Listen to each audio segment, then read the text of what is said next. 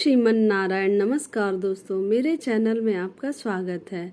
आज मैं आप लोगों को वामन द्वादशी का शुभ मुहूर्त, वामन द्वादशी की पूजा विधि और वामन द्वादशी की पौराणिक कथा सुनाने जा रही हूँ। इसलिए आप लोग मेरे वीडियो में अंत तक बने रहें, वीडियो को स्किप ना करें और ध्यान से सुनें। और जो लोग मेरे चैनल पे नए हैं उनसे विनती है कि चैनल को सब्सक्राइब कर लें। हिंदू पंचांग के अनुसार भाद्रपद मास के शुक्ल पक्ष की द्वादशी तिथि के दिन वामन जयंती पर्व मनाया जाता है। इस विशेष दिन पर भगवान विष्णु के वामन स्वरूप की पूजा की जाती है। इस दिन भगवान विष्णु के आराधना करने से साधक को बल, बुद्धि, विद्या और सुख समृद्धि का आशीर्वाद प्राप्त होता है।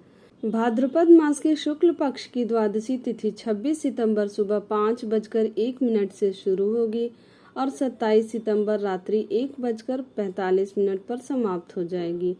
ऐसे में वामन जयंती पर्व 26 सितंबर 2023 मंगलवार को मनाया जाएगा।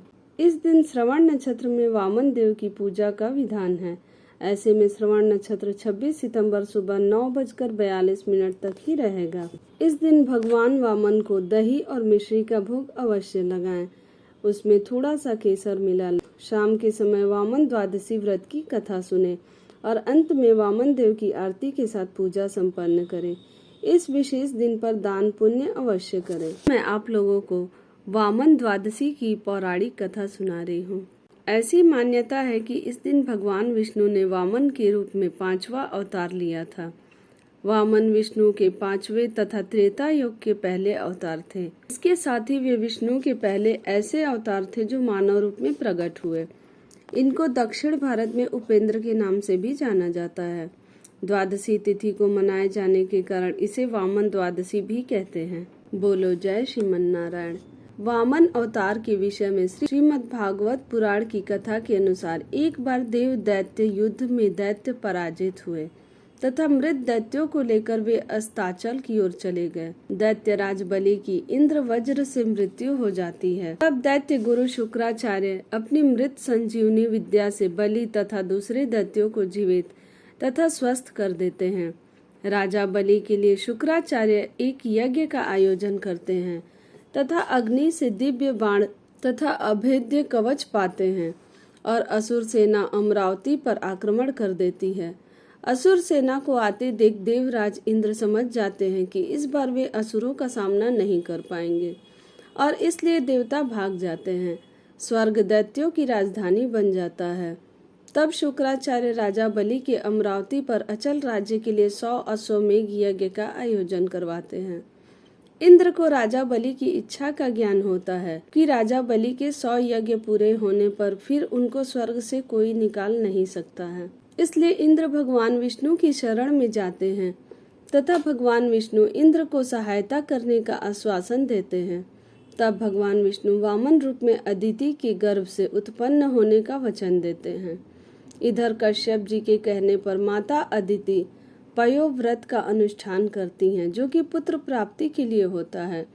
तब भाद्रपद मास की शुक्ल पक्ष की द्वादशी के दिन प्रभु माता अदिति के गर्भ से प्रकट हो अवतार लेते हैं तथा ब्रह्मचारी ब्राह्मण का रूप धारण करते हैं। महर्षि कश्यप ऋषियों के साथ उनका उपनयन संस्कार करते हैं। वामन बटुक को महर्षि पुलक, यज्ञोपवीत अगस्त्य ने मृग चर्म, मरीचि ने पलाश दंड, सूर्य ने छत्र, भृगु ने खड़ाऊ, सरस्वती ने रुद्राक्ष माला तथा कुबेर ने भिक्षा पात्र दिया। तत्पश्चात भगवान वामन पिता की आज्ञा लेकर बलि के पास जाते हैं। उस समय राजा बलि नर्मदा नदी के उत्तर तट पर अंतिम यज्ञ कर रहे होते हैं। वामन अवतारी श्री विष्णु राजा बलि के पास पहुंच जाते हैं। राजा बलि वामन को देखकर पूछते हैं कि आप कौन हैं? तब वामन उत्तर देते हैं कि हम ब्राह्मण हैं। बलि फिर प्रश्न करते हैं, तुम्हारा कहाँ वास रहा है? जो संपूर्ण ब्रह्म सृष्टि है वही हमारा निवास है। वामन उत्तर देते हैं। यह सुनकर राजा बलि ने सोचा कि जैसे सब लोग सृष्टि में रहते हैं वैसे ही यह ब्राह्मण भी रहता है। फिर बलि पूछते हैं कि तुम्हारा नाथ कौन है?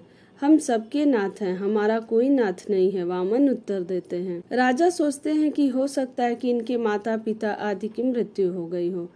तब राजा फिर से प्रश्न करते हैं, तुम्हारे पिता कौन हैं? वामन उत्तर देते हैं कि पिता का स्मरण नहीं करते, अर्थात हमारा कोई पिता नहीं है, हम ही सबके पिता हैं। बलि पूछते हैं कि तुम मुझसे क्या चाहते हो। वामन उनसे भिक्षा मांगते हैं, 3 पग धरती। बलि को आश्चर्य होता है, वामन की 3 पग धरती तो बहुत थोड़ी ही होती है। वे कहते हैं कि यह तो बहुत थोड़ी है। वामन कहते हैं कि इतने से हम तीनों लोकों की भावना करते हैं, अर्थात हम 3 पग में ही त्रिलोकी नाप लेंगे।